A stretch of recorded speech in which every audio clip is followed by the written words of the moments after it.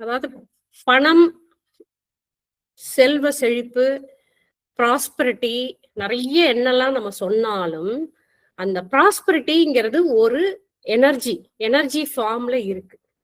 நிறைய பேர் கையில காசு இருந்தாதான் எனர்ஜி அப்படின்னு நினைக்கிறாங்க. நம்மளுடைய வாழ்வின் வளங்கள் அப்படின்னு வச்சுக்கலாம்.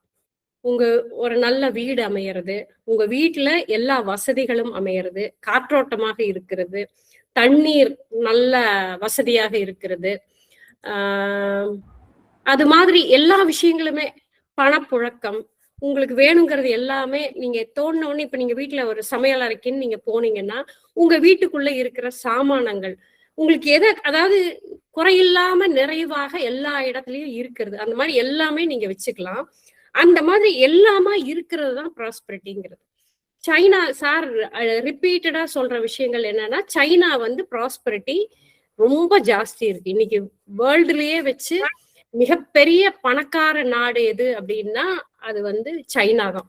அதனால அங்க வந்து ப்ராஸ்பரிட்டி ரொம்ப ஜாஸ்தி, மக்கள் தொகையும் ஜாஸ்தி, ரொம்ப அதிகமான உழைப்பாளிகள், பணத்துக்கு உண்டானது எல்லாமே. இப்ப நம்ம வந்து ஒரு குருவை தேடிட்டு போறோம், ஒரு சாமியாரு அப்படின்ட்டு போய் உட்கார்றோம், எனக்கு வந்து அருள் தான் வேணும், ஏன்னா நான் என்னுடைய வாழ்க்கையில வந்து இந்த நிறைவான ஒரு வாழ்க்கை, இறைவனை நோக்கிய என்னுடைய பயணம், அருளோடு இருக்கணும். இதெல்லாம் நம்ம ஊர்ல, நம்ம இந்தியால எல்லாம் சொல்லிக்கிட்டே இருப்பாங்க. இதை சார்ந்து நம்ம எல்லாமே, நம்ம செய்யற வேலைகள் எல்லாமே அப்படிதான் இருக்கும்.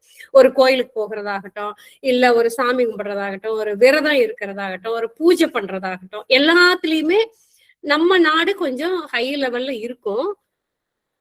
அதுலயும் முக்கியமா பெண்கள் அப்படின்னா, எனக்கு அதாவது எங்க வீட்டுல யாருக்காவது உடம்பு சரியில்லை அப்படின்னா, நான் விரதம் இருக்கணும், நான் பூஜை பண்ணணும் அப்படின்னா அவங்களுக்கு எல்லாமே சரியாயிரும்னா பரவாயில்லன்னு உட்காந்து கஷ்டப்பட்டு எல்லாத்தையும் செய்வாங்க.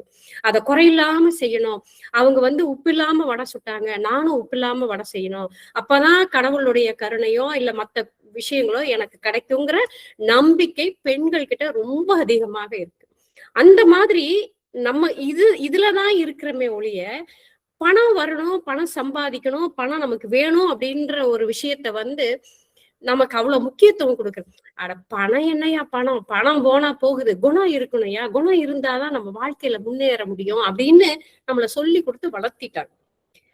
பணம் பந்தியிலே, குணம் குப்பையிலே அப்படின்னு சொல்லுவாங்க. ஆனா என்ன ஆகுது அப்படின்னா, நம்ம பணம் இல்லை அப்படின்னாக்கா யார்கிட்டயுமே மதிப்பு இருக்காது. ஒரு ஒரு ஒரு இந்த மீட்டிங் வந்திருக்கோம், என்கிட்ட லேப்டாப் இருக்கு, உங்க கையில எல்லாம் லேப்டாப்போ இல்ல மொபைலோ இன்டர்நெட் கனெக்ஷனோ அதை வந்து டேட்டா கார்டு போட்டு மாசம் மாசம் சப்ஸ்கிரைப் பண்ணி வச்சிருந்தா மட்டும்தான் நான் பேசுறது உங்களால கேட்க முடியும், நீங்க எல்லாம் கலந்துகிட்டீங்களான்னு எனக்கும் தெரிஞ்சுக்க முடியும். சோ இந்த மாதிரி எல்லா விஷயங்களும் இணைந்ததுதான் பணம்ங்கிற அடிப்படையான விஷயம். சோ பணம் இல்லைன்னா எதுவுமே பண்ண முடியாது. அதனாலதான் பணம், அதாவது பொருள் இல்லாருக்கு இவ்வுலகம் இல்லை அப்படின்னு சொன்னாங்க, அருள் இல்லாருக்கு அவ்வுலகம் இல்லைன்னாங்க. ஆனா இந்த உலகத்துல இப்ப நம்ம வாழ்ந்துட்டு இருக்கோங்கும் போது பொருள் பொருள் பொருள்ங்கிறது முக்கியமான தேவை. அன்னைக்கு வந்து பார்ட்டர் சிஸ்டம்னு சொல்லுவாங்க, பண்டமாற்று முறைகள். நான் வந்து கத்திரிக்காய விளைவிச்சேன், பக்கத்து தோட்டத்துக்காரங்க வெண்டைக்காய விளைவிச்சிருக்காங்க. 2 பேருக்கும் நான் கத்திரிக்காய் தரேன், என்கிட்ட இருக்க கத்திரிக்காயை நான் தரேன், நீ உங்ககிட்ட இருக்கிற வெண்டைக்காயை கொடு அப்படின்னு வாங்கி நம்ம வந்து தொழில் இல்லை, நமக்கு தேவைக்காக பண்ணனாங்க. இப்ப இந்த 2 பேரை தாண்டி 10 பேருங்கும் போது அவங்கவுங்க கிட்ட இருக்கிற பொருளை கொடுத்துட்டு வெண்டைக்காயோ கத்திரிக்காயோ வாங்கிட்டு போனாங்க. இது வந்து பண்டமாற்று முறைன்னு சொல்லுவாங்க. ஆனா ஒரு கவர்மெண்ட் எல்லாம் எஸ்டாப்ளிஷ் பண்ணி ஒரு பொதுவான ஒரு சிஸ்டம் அப்படின்னு வந்து பணம் அப்படிங்கிறத, கரன்சி அப்படிங்கிறத கொண்டு வந்து கவர்மெண்ட்ல கொண்டு வந்து, ஒவ்வொரு கண்ட்ரிக்கும் ஒவ்வொரு கரன்சி இருக்கு. இப்ப நம்ம ஊர்ல ருப்பிங்கிறோம், யூஎஸ்ல வந்து டாலருங்கிறோம். ஒவ்வொரு அந்த அந்தந்த நாட்டுக்கு தகுந்த மாதிரி அந்தந்த கரன்சிக்கு பேர். இதுல மீடியம் ஆஃப் எக்ஸ்சேஞ்சுன்னு யூரோப்ல வந்து யூரோன்னு கொண்டு வந்தாங்க. ஏன்னா ஒவ்வொரு கண்ட்ரிலயும் ஒவ்வொரு கரன்சி இருந்தது. இதை வந்து எல்லாம் கம்பைன் பண்றதுக்காக யூரோன்ற கரன்சியை கொண்டு வந்து காமனா எல்லா இடத்துலயும் அவங்க நாட்டு கரன்சியும் இருக்கும், காமனா யூரோன்றதும் இருக்கும். அந்த மாதிரி அவங்க அந்த மாதிரி கொண்டு வந்தோம். யூரோ வந்தோடனே எல்லாருக்குமே ஈஸியா இருந்தது. இங்க கூட யூரோல நீ கரன்சி அக்செப்ட் பண்றீங்களா, சரி அக்செப்ட் பண்ணுங்க, அப்ப எனக்கு வேணுங்கிற சாமானத்தை வாங்கிக்கலாம். இது பொதுவான அமைப்பாக இந்த பணம்ங்கிற அந்த அமைப்பு வந்தது. இந்த பணம் இருக்கு அப்படின்னா இன்னைக்கு இந்த பணம், அதாவது மனிதனால ஒரு வசதிக்காக கண்டுபிடிக்கப்பட்ட ஒரு விஷயம்தான் கரன்சிங்கிறது. இந்த கரன்சிய இன்னைக்கு என்ன பண்றாங்கன்னா, பிளாக் மணி, ஒயிட் மணின்னு சொல்லி நிறைய வாங்கி வாங்கி வாங்கி சில இடங்கள்ல நம்ம பேப்பர்ல எல்லாம் படிக்கிறோம். அவர் பெரிய மெடிக்கல் காலேஜ் டீனா இருந்தாரு, அவர் ஒரு மெடிக்கல் காலேஜ்க்கு இவ்வளவு வாங்குவாருன்னு 500 கோடி 1000 கோடின்னு கரன்சியா அவரோட ரூம்குள்ள பதுக்கி வச்சிருந்தாரு.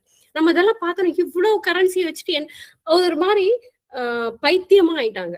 சோ இது வந்து ஒரு எனர்ஜி தான்.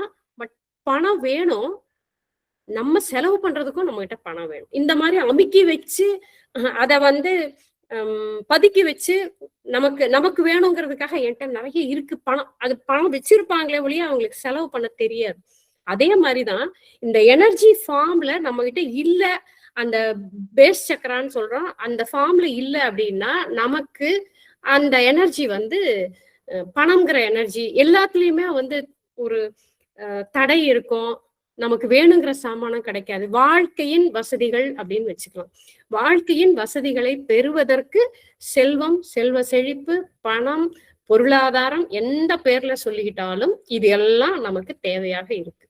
சைனால என்ன பண்ணாங்கன்னா, ரெட் கலர் வந்து பொருளாதாரத்தையும் பொருளையும் ஈர்க்குது அப்படின்னு அவங்க ஒரு அனலைஸ் பண்ணி, பொருள் அப்படின்னா எல்லா இடத்துலயும் இந்த ரெட் கலர்ல பிளாக் மாட்டிருப்பாங்க, இப்படி தொங்க விட்டுருப்பாங்க. அந்த கோயில்கள் எல்லாமே கோயில்களே இல்ல அவங்க ஊரை பொறுத்த வரைக்கும். அவங்கள பொறுத்த வரைக்கும் பணம் தான் கடவுள். அந்த மாதிரிதான் அவங்க எல்லாமே வச்சிருக்காங்க. நியூ இயர் செலிப்ரேஷனுக்கு எல்லாம். சோ சைனால நிறைய தடவை எல்லாம் பார்த்ததுனால சார் எடுத்த நம்ம கார்டு போட்டது எல்லாமே ரெட் கலர்ல. அந்த ரெட் கலர்ல வரும்போது நீங்க போன மே 10ஆம் தேதி ஒரு ஒரு பெங்களூர்ல இருந்து ஒருத்தவங்க வந்தவங்க சொன்னாங்க என்கிட்ட, சார் வந்து சைன் பண்ணி ஒரு நோட்டை கொடுத்தாரு, இந்த கவர்ல வச்சிருந்தேன். அதுக்கப்புறம் எனக்கு எவ்வளவு பொருள் வந்தது, ஆனா அதை பத்தி அப்ப யோசிக்கல. ஆனா கொஞ்ச நாள் கழிச்சு எப்படி திடீர்னு நம்ம கிட்ட இவ்வளவு பொருள் வந்தது, அப்போ அந்த சார் கொடுத்த அந்த எனர்ஜி வழியா வந்துதா அப்படிங்கிற மாதிரி அவங்க அன்னைக்கு சொன்னாங்க. அதை ஒட்டி நிறைய பேர் அவங்களுடைய அனுபவங்களை பதிவு பண்ணாங்க. இது எதுக்கு இவ்வளவு சொல்றேன் அப்படின்னா, இது ஒரு எனர்ஜி. அந்த கலர் அட்ராக்ட் பண்ணும். கலர் இல்லைனாலும் எனர்ஜி இருந்ததுன்னா நம்ம கிட்ட வரும். கலர் வழியா அந்த எனர்ஜியை நம்ம அட்ராக்ட் பண்றதுக்காக ரெட் கலர் டிஷர்ட்னு இந்த ப்ராஸ்பரிட்டி கிளாஸுக்காக சார் வந்து கொண்டு வந்திருக்காங்க.